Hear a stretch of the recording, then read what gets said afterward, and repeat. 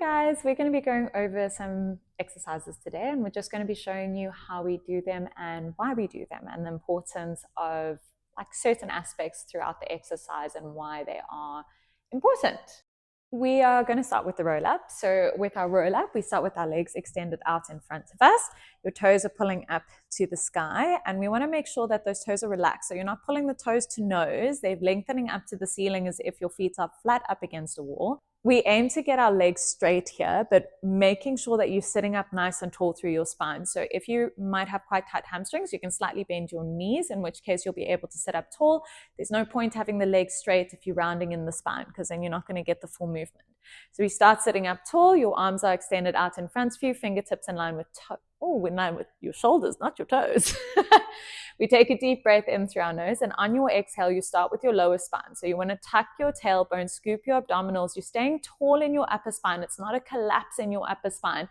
And you slowly curl back, trying to anchor your feet down onto the mat as you go down one vertebra at a time, trying to imprint each individual vertebra as you come down. And you can see I'm using control, not momentum. Arms come overhead as low as you can without popping up your ribs. So what I mean by popping up the ribs is if you lift up the arms higher, your ribs might lift up like this, and that's what we don't want. We want to compress that chest down, and then we inhale, lift the arms up to the sky, exhale to lift the head and the chest, and you're trying to tuck that tailbone under so you can peel your spine off one vertebra at a time. And we also include a little bit of a spine stretch forward here to keep in that roundness. Once again, it's a long high C, not a collapsed low C. We're trying to lengthen through our spine. Fingertips are pulling one way, thumb is anchoring in the opposite direction, and then we lengthen all the way to the sky one more time. And I notice my feet were not pulling up to the sky. Make sure that you keep them there. So you can even do it with your feet pressed up against a wall if you find that you're losing your foot position. We do the roll up to help engage the abdominals while we are moving in articulation. So what an articulation is individual movements of the spine. And it's really important because your spine is like this long wet spaghetti. You move one end and it's going to automatically affect the other side of your spine as well. So you need to make sure that it's got this nice, beautiful, smooth flowing movement, and it's not kind of moving in blocks and sections, because then it's going to be very stiff and tight. This is a single leg stretch. So single leg stretch is for coordination. There's a couple ways to do it, but the way that we do it classically, and also in a lot of different other teachings, it's for coordination, as well as your abdominal control while maintaining a neutral pelvis. And neutral pelvis is really important because if you don't have control of your pelvis in everyday life, it's going to throw off your body's ability to use your lower limbs as well as your torso and your upper limbs correctly. All right, so single leg stretch, we start lying down on our back, preferably without something below your head. I've just got a hair clip, so I can't take it out because my hair's going to go everywhere. We're going to start with our neutral pelvis. So we're anchoring our bum down. Your pubic bone and your hip bones are at the same level. So you can rest a teacup on your pubic bone and it's not going to spill the tea onto your tummy. Then we bring our right leg into tabletop, left leg into tabletop. We're keeping our feet and knees fist width apart. And on our exhale, we lift our head and our shoulders without letting that tailbone pull towards you. You don't want to pull and lift the bum bones up. We want to keep those bum bones anchored. We take the inside hand to the inside of our knee, outside hand to the outside of our ankle. This is where the coordination comes in. You inhale to extend that leg long, and then we exhale to pull the knee to chest, not the chest to knee. Inhale, change, outside of the ankle, pull, change. And you'll find that if you do this for the first time, you're probably going to mess up and end up going to the outside of the knee. But we need to make sure outside of the ankle. And also, as you pull, it's knee to chest, not chest to knee. We want to keep the chest nice and stable as we move. And that's our single leg stretch. We do it, so already discussed, we do it for the coordination. So it's a little bit of a brain exercise because you're having to make sure you keep your hands in the correct position while your body's already dying and all you're thinking about is ow, ow, ow, my abs.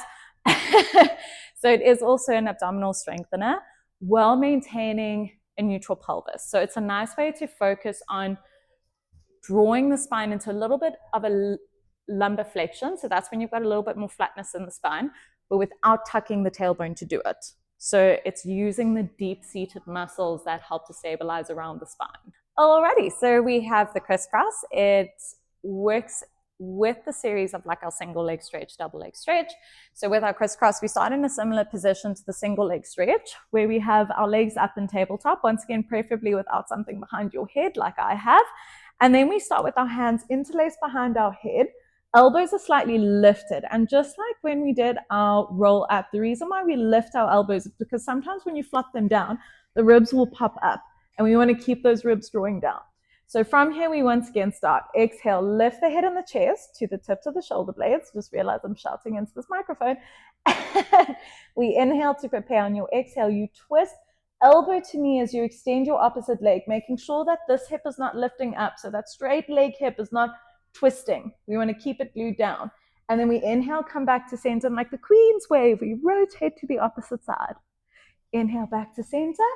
Exhale to twist, staying high on those shoulder blades and trying to keep that neutral pelvis. So it's a similar reason, but it's also so that we're going across our midline. So there's lots of things in everyday life that require us to be able to coordinate our body across our midline, and it works with what we call oblique slings. So it's working with like these diagonal slings in our body, moving from also the posterior chain, but with your crisscross, it's more the anterior chain. So the anterior slings that run from one side of the body diagonally down to the opposite side of our body. And it's really important to be able to control that, because if you're sitting on a chair and you want to reach across to grab a cup of water because you've got your cell phone in your one hand, if you don't have that control, then you're not going to be able to do it. So that's working with that cross body control for crisscross. So spine stretch forward, if we're moving from our roll up position, once again, you start with your legs out extended away from you, flat feet up against your imaginary wall, no toes to nose, toes to ceiling. But this time we widen our feet. You want your feet to just be outside of the width of your hip. So generally when we talk, we say mat width apart, still pulling those toes up. Your spine stretch forward, fingertips in line with your shoulders. You can also do it with your fingertips on the floor. The important thing here is imagining that someone's gripping onto your wrist and pulling your wrist forward. So you take a deep breath in, and on your exhale, you're reaching forward, slowly looking down towards your knees as you find length through your spine, stopping when those ears come in line with your arms, or you feel like you can't go any further. So this is going to depend on that hamstring length. And then we draw it back on the inhale. What we don't want to see is when you exhale and reach forward, you just collapse in your spine like this. Can you see there's no movement in my lower back? It's all stayed in the same place. We want to reach it forward and lengthen out of your pelvis to get that reach. And also making sure that we try and keep those legs as straight as possible, but you can slightly bend those knees if you've got really tight hamstrings to reach it forward and come back. And just watch out for those shoulders, because a natural thing we want to do is we want to reach, and then we want to keep reaching, but then those arms come like this and they squish up next to our ears, and then that's when you're going to get that neck pain, or you drop your head down trying to get even further. You can hear how much that makes my voice sound funny because it puts pressure on your neck. So two main reasons why we do the spine stretch forward. It helps with what we call your neurodynamics and also your nerve mobility. So that's your nerve's ability to glide, as well as the tension that it can take. And it also helps with your mobility. So the hamstring flexibility and mobility, as well as your spinal mobility, to get like this lengthening out of the spine, because it's not just a bend over, it's almost as if you're like lifting the vertebra by vertebra to get those discs to open up, and then you move it forward to get like this mobility and length through the spine. So it helps to decompress the spine as well. Okay, my favorite exercise. And I'm actually being genuine about this. So Swan is one of our more difficult exercises, and the reason being is you need to have very good control of your back body, as well as a lot of mobility in the back. So people sometimes struggle to connect the two. Build your way up to it. There's always easier versions. But for the Swan, and just also before I go, there's two variations of the Swan. You can continue the rock, or you can grab in between. So I'm going to start by showing you the grab, and then we're going to go onto the rock. So for our Swan, we start lying on our tummy.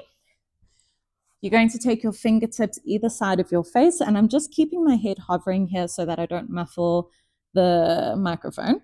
Your feet and knees are going to be fist width apart. We've got a slight turn out in those toes.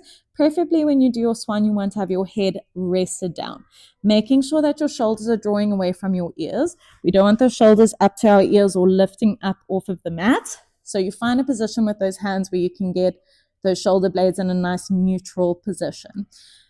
We take a nice inhale here. When you lift, you're trying to keep your bum nice and soft on your chest lift. So we breathe out, lifting those abdominals away from the mat, and we inhale to lift the chest, trying to straighten those arms, and excuse the cricking of my elbows. Then we're going to fling the arms to the side on our exhale, and we rock. There's the catch. Okay. If you can keep that back body tension, because you're trying to imagine like your body is like a seesaw, essentially. We're going to try and keep rocking. You're not flinging your head. You are flinging from your chest bone. So we exhale, inhale, exhale, inhale. And every time you're lifting up, you're on the inhale. Every time you're rocking down, you're on the exhale. And then once you are done, you relax and you come back into a rest position where you round your spine. You can also do exercises like spine stretch forward, roll up, anything that gets that roundness in the spine after you've done extensions, to just do a little bit of a counter movement. I'm hoping that this one is an obvious answer. With all of the activities that we do in everyday life these days, you're driving, you're on your phone, you're on the computer. Everything is in this flexed spinal position that it is so important to get that extension of the spine in order to counteract that flexion. So it makes your back body much stronger. It's what we call the posterior chain, helps to strengthen your glutes, your hamstrings, your back extensors, and make sure that they're all working in tandem to help get that little rocking motion. It is also for digestion, funny enough. So I've had quite a few students that find that doing Swan helps them with the digestion, because you're doing a rocking motion and a massage of your stomach and your internal organs at the same time. So it's also got one of those two-part reasons why we do it.